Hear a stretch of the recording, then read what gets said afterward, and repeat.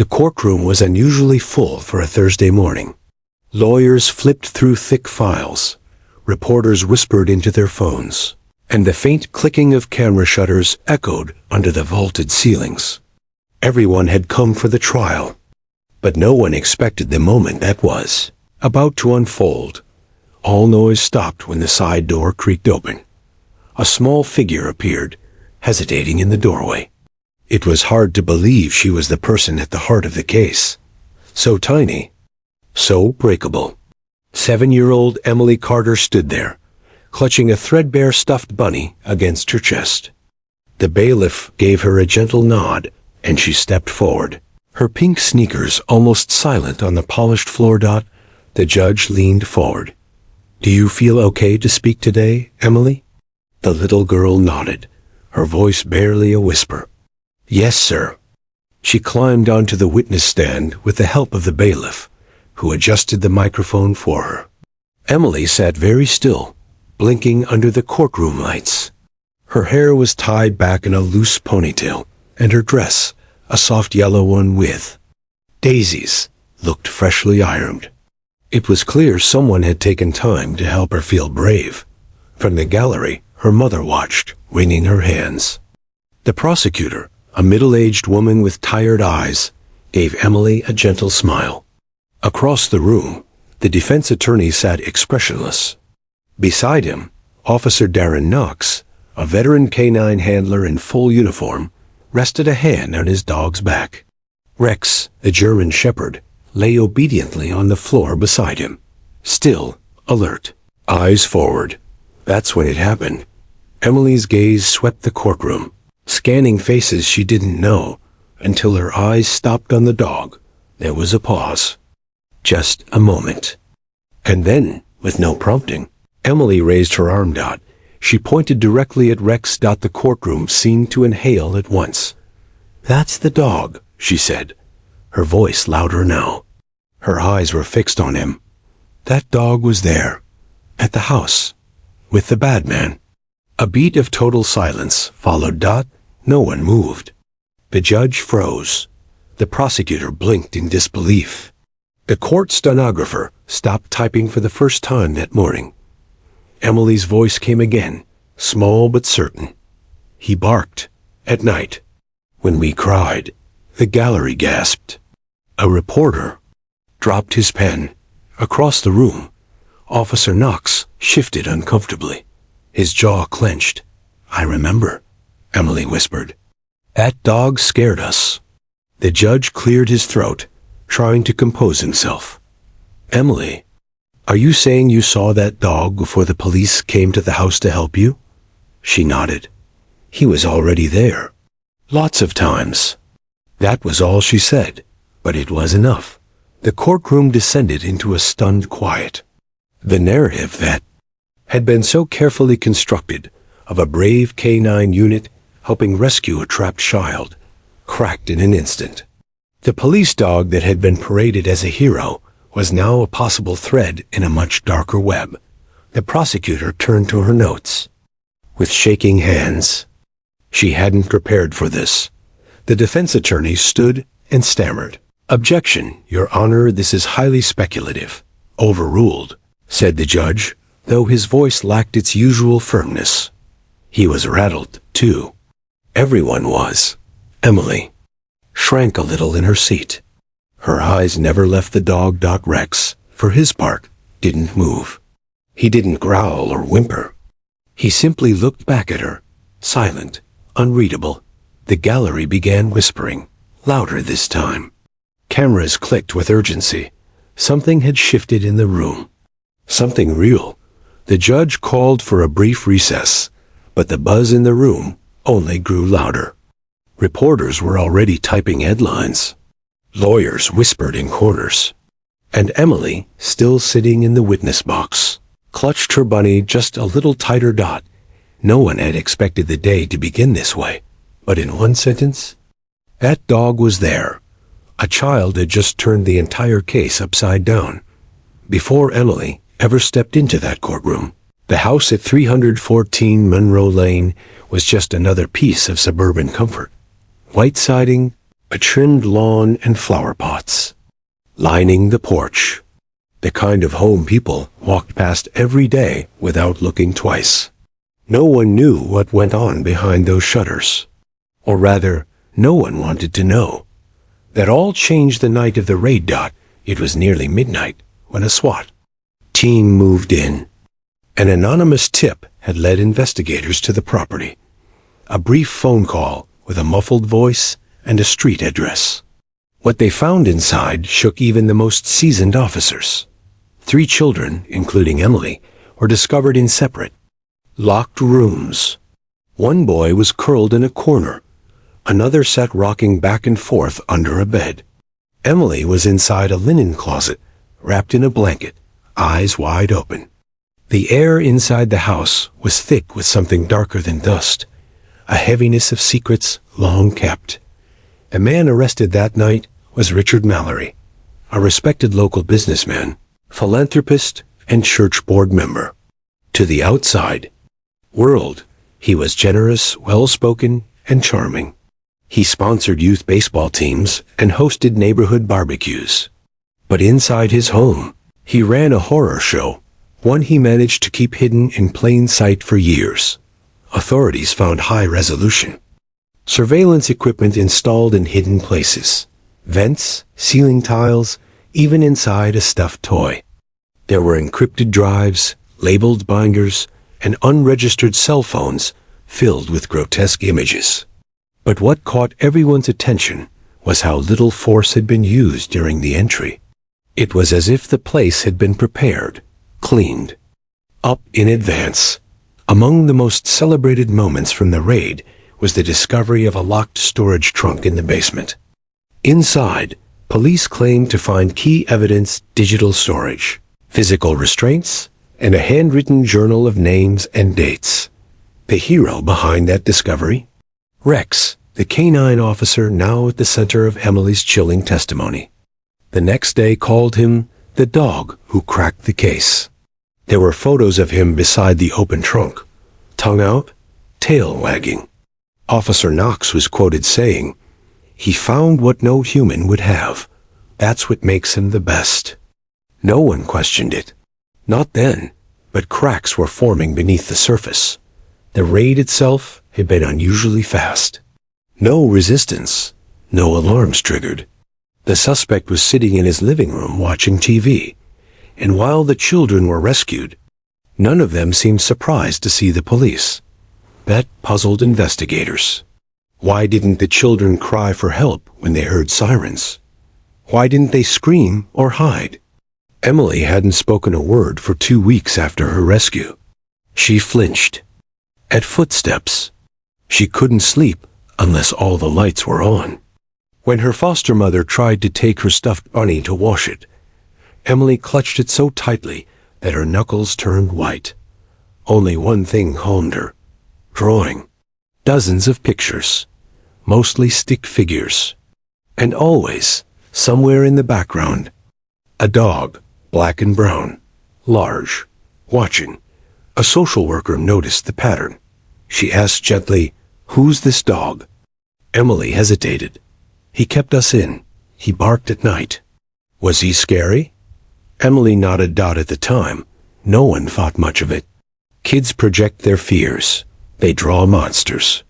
But now, sitting in the courtroom, pointing at the very same dog, Emily's meaning was crystal clear. Rex wasn't just part of the rescue.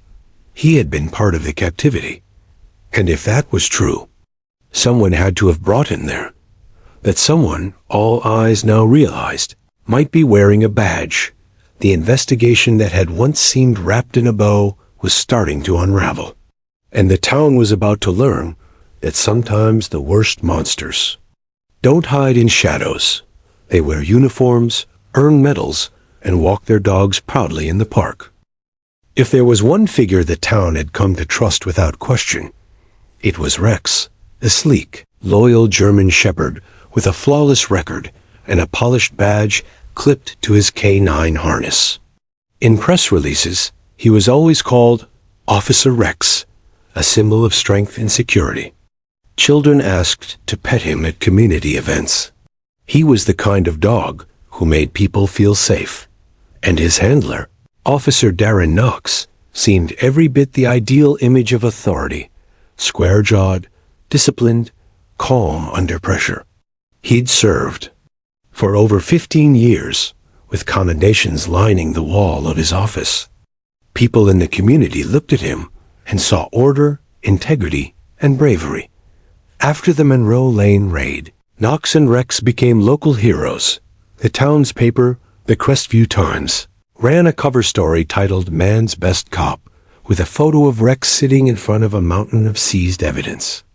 Local news stations filmed him receiving a medal at City Hall. Knox gave a short speech thanking the department, but he kept his hand on Rex's head the entire time, as if sharing the honor. "Rex led us to the truth," he had said, "and saved innocent lives in the process." That was the story everyone believed, until Emily pointed at the dog in court. Now that same dog lay silently in the courtroom, his head resting on his paws, his eyes tracking every movement. His calm demeanor hadn't changed. But now it felt eerie. People were beginning to ask, how did Rex know exactly where to go in that house? Why didn't the children seem relieved to see him during the raid? It started small, quiet questions from court officers, a nervous glance between lawyers, the uncertain shifting of the jury in their seats. Then came the scrutiny. Rex's training logs were requested. Most of them checked out, but there were gaps. 3 unexplained visits to private residences that weren't part of any known operation. No body cams had been activated during those outings. Officer Knox claimed it was part of an unrelated drug investigation, but no evidence of that case could be found in department records. Then there was the detail of how the dog had supposedly uncovered the locked trunk in the basement, the trunk filled with the most damning evidence against Mallory. According to the initial report, Rex had scratched at the basement floor, barking furiously until the officers opened the storage chest. But new testimony from another officer revealed a discrepancy. The trunk had already been opened when they arrived. He wasn't alerting to a scent, the officer said under oath. He just walked to it like he already knew it was there. The courtroom tension thickened. The prosecution, once confident in their case, now felt unsure of every piece of evidence.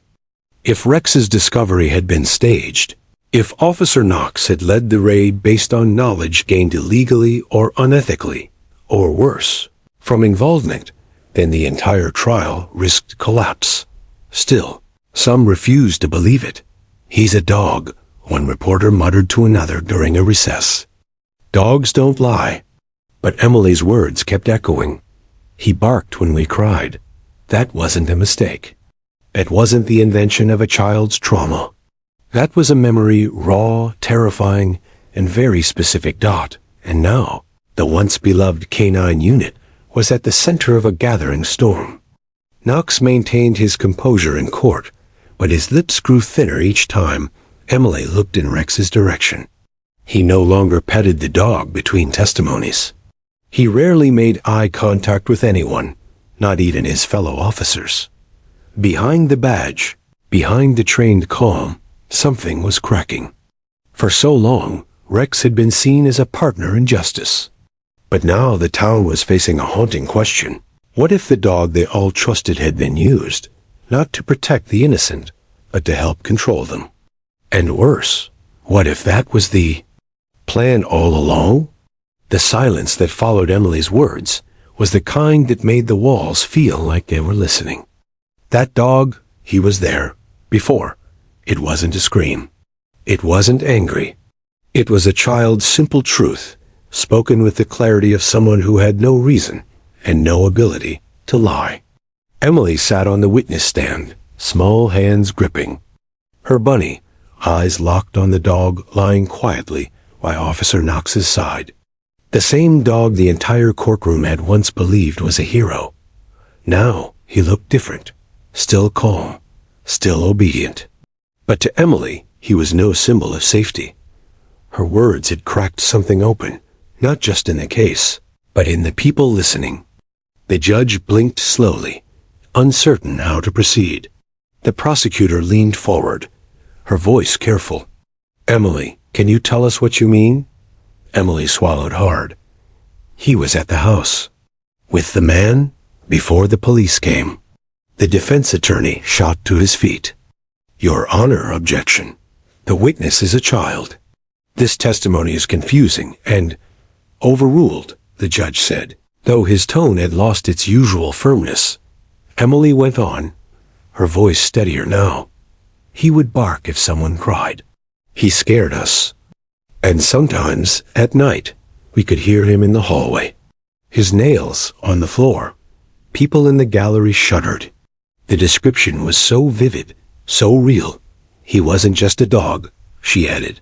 "He watched us. Like he was waiting for something." Knox's jaw tensed. He stared straight ahead, unmoving.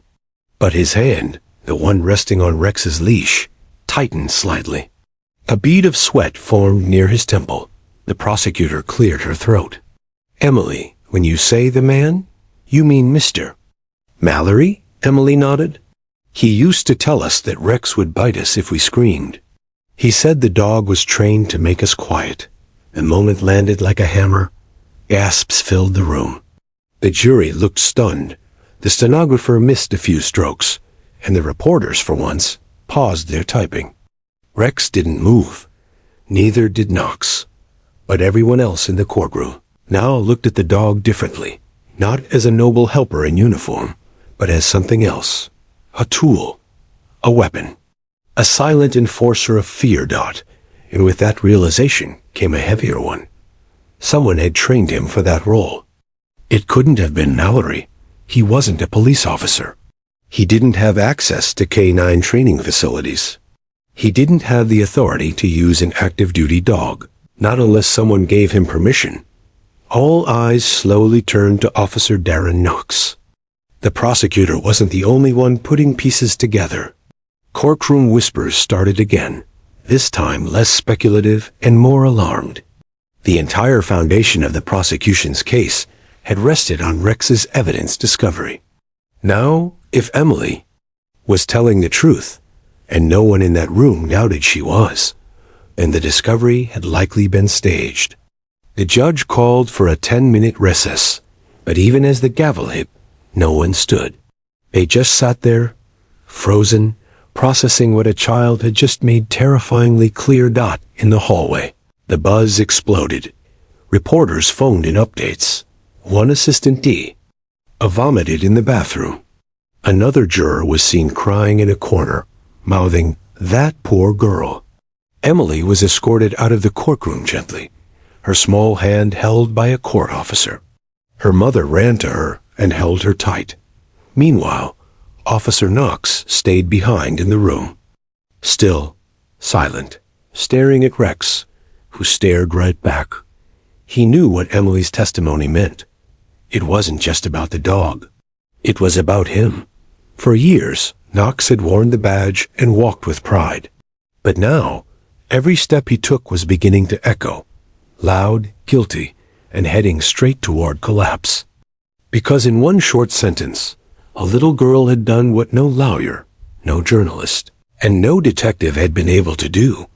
She had made people see what they had refused to believe. After the recess, the courtroom reassembled, but something was different. The air, once charged with legal formalities and routine procedure, now crackled with unease. A shift had occurred. Everyone knew it. The calm authority once radiating from Officer Knox's corner had faded. The dog Rex still sat motionless beside him, but the aura surrounding them had changed. It wasn't admiration anymore. It was suspicion. Emily was gone from the witness stand, taken home after her stunning testimony. But her words lingered like fingerprints on glass. He used to bark when we cried. He scared us. The prosecution returned to the floor with new eyes. Their strongest piece of evidence, the discovery of that locked basement trunk, now felt tainted, even dangerous. For months, the narrative had been airtight.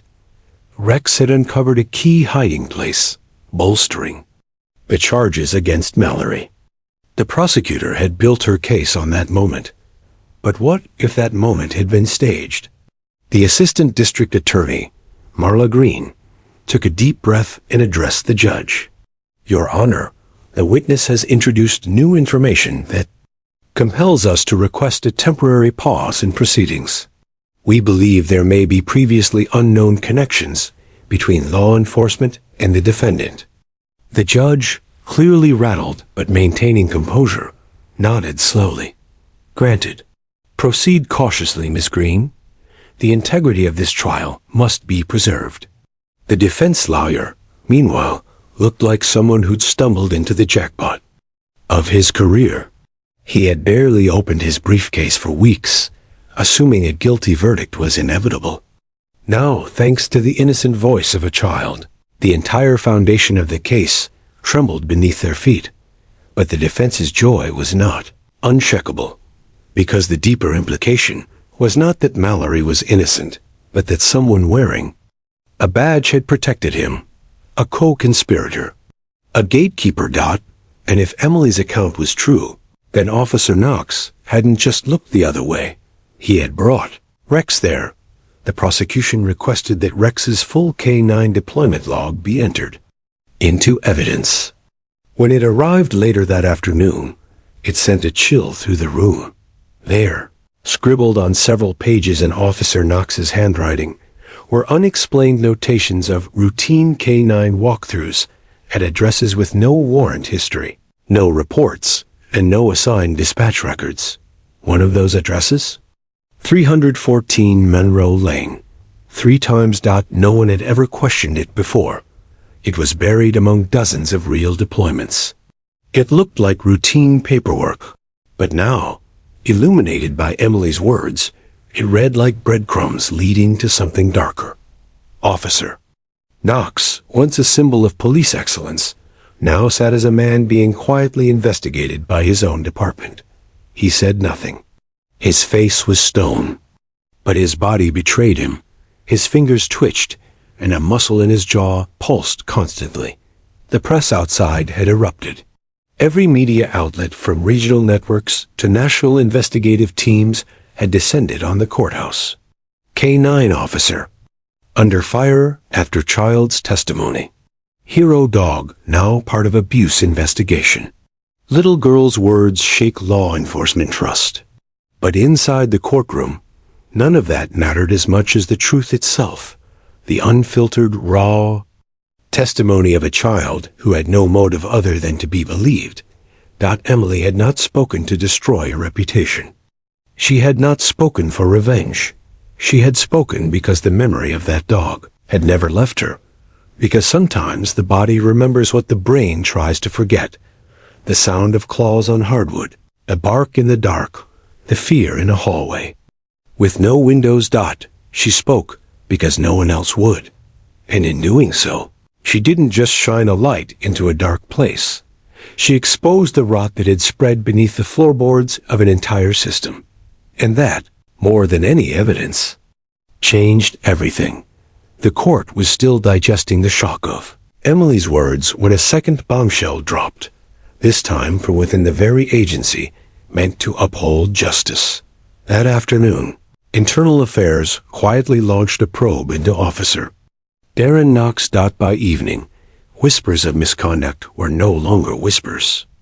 A confidential memo had leaked, and within it were redacted records, inconsistencies in Knox's patrol logs, and troubling signs of off-the-books activity going back nearly a year before the raid on Monroe Lane. One of the most damning discoveries? Knox had been visiting the Mallory residence at least once a month.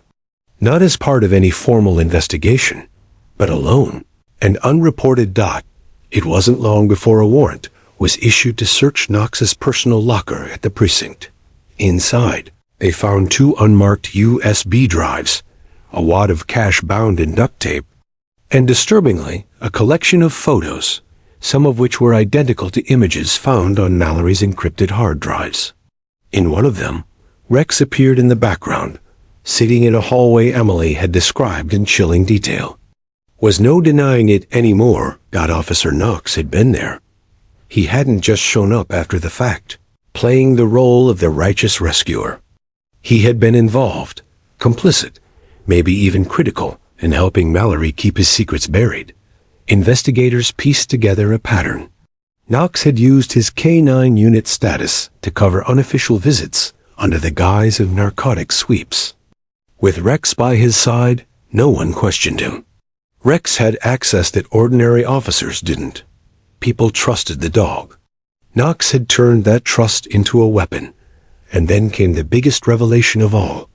Rex had been trained outside department protocols. A secondary training center in a neighboring county, one privately owned and loosely regulated, had accepted a series of cash payments from Knox over the past 2 years.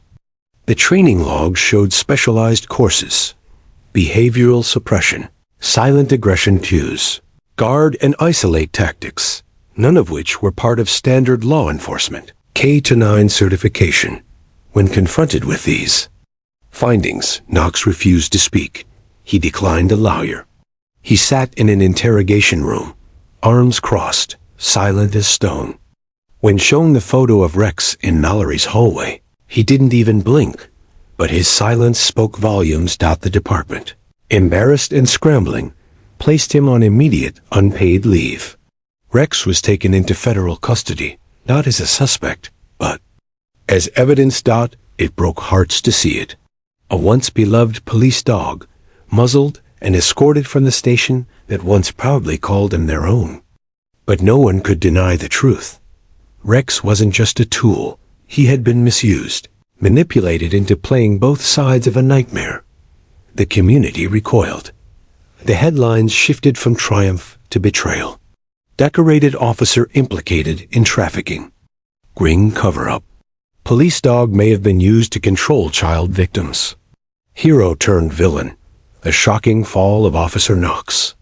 But through all of this, the outrage, the news cycles, the frantic scrambling inside the precinct, one image remained etched in everyone's minds. Emily, raising her finger, eyes locked on Rex, and saying simply, "He was there."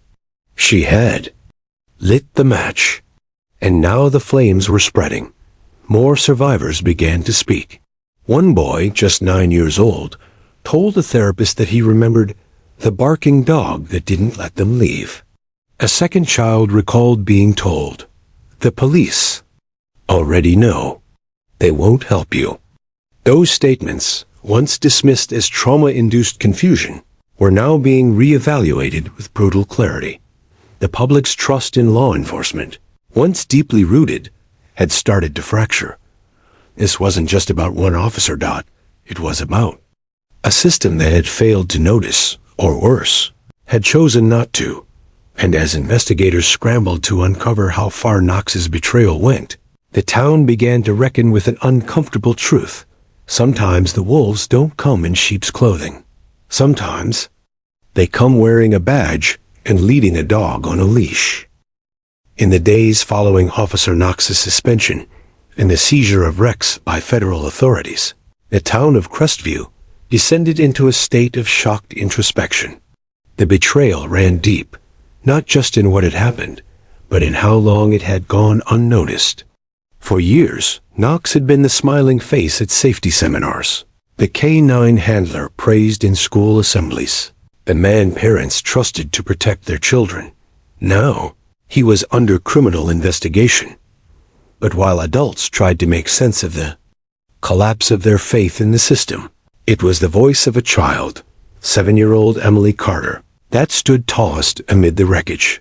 Her testimony had broken the dam. More victims began to come forward, slowly at first, then like a flood. Emily's words had validated what so many others had buried. A boy named Jonah, age 9, told social workers. He wore a police shirt. He told us the dog would bite us if we said anything. Another girl said she once saw Officer Knox arrive at the house with 2 other men, one wearing a badge she couldn't name, and another who watched from the car. Investigators were now digging into a far wider conspiracy than they'd imagined, a potential ring that extended into neighboring jurisdictions, protected by layers of silence and fear. But even as the investigation widened, Emily stayed quiet. Not because she was scared, but because her job, in her mind, was already done. In her new foster home, she spent afternoons painting. Pictures of trees, stars, her bunny. Sometimes a figure with a badge and a dog appeared in the corner. But more often than not, her drawings were peaceful now. Parks, swings, clouds that didn't feel heavy. She no longer jumped at every noise. She slept with the light dimmed, not fully off, but not fully on either. Progress. Her foster mother, Carla, said gently one evening, "You know, what you said in court. It changed everything." Emily just nodded and kept painting. She didn't understand the full ripple effect, not the legal terminology, not the policy changes already under discussion, not the federal oversight team arriving to review Crestview Police Department's handling of the case.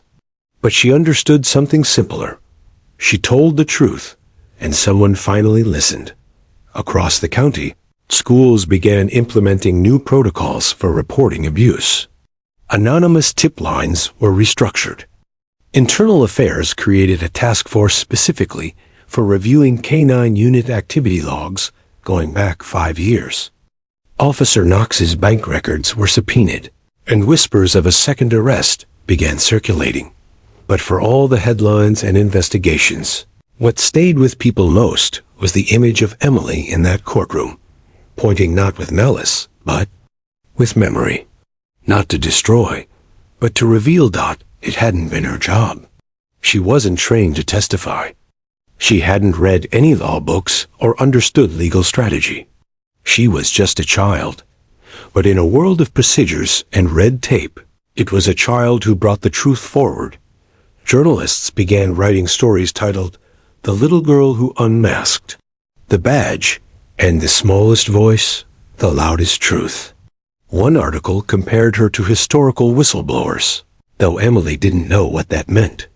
For her, the trial was just something she had to do, something she was brave enough to face because no one else could. Carla once asked her, gently, "Were you scared up there?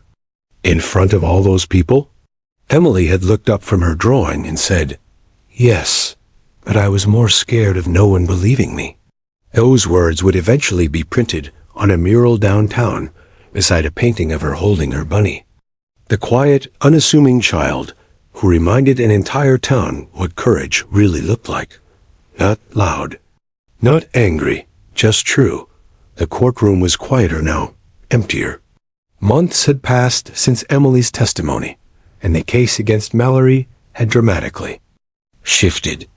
Officer Darren Knox was no longer a hero, but a defendant himself, facing charges of obstruction of justice, child endangerment, and evidence tampering. Rex, once the beloved police dog, had been retired from service and placed with a rehabilitation trainer, a symbol of how even the purest intentions can be corrupted by human choices. But the story didn't end with guilt or shame.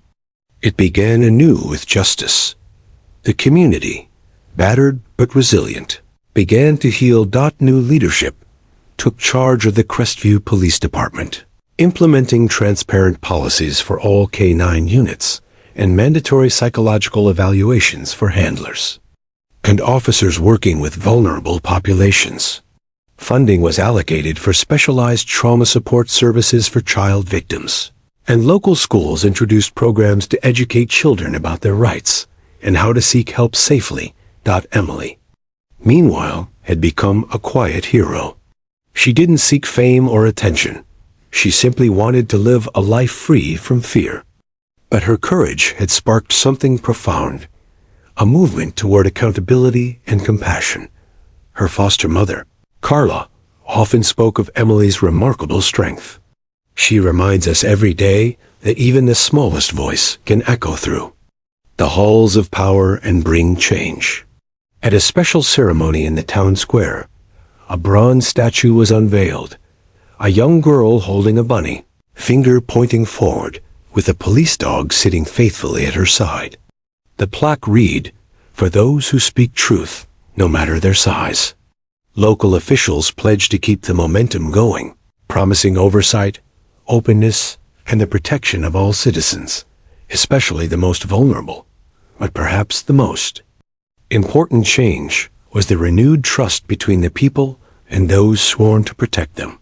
It was fragile, yes, but it was real. For Emily, life moved forward. She started school in a new district, where teachers noticed her intelligence and kindness. She made friends slowly, learning to laugh without fear.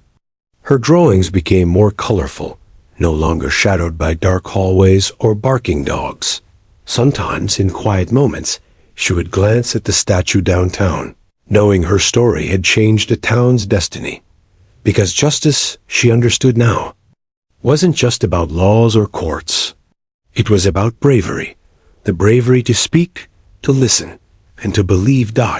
And in that bravery, a little girl had stunned an entire courtroom.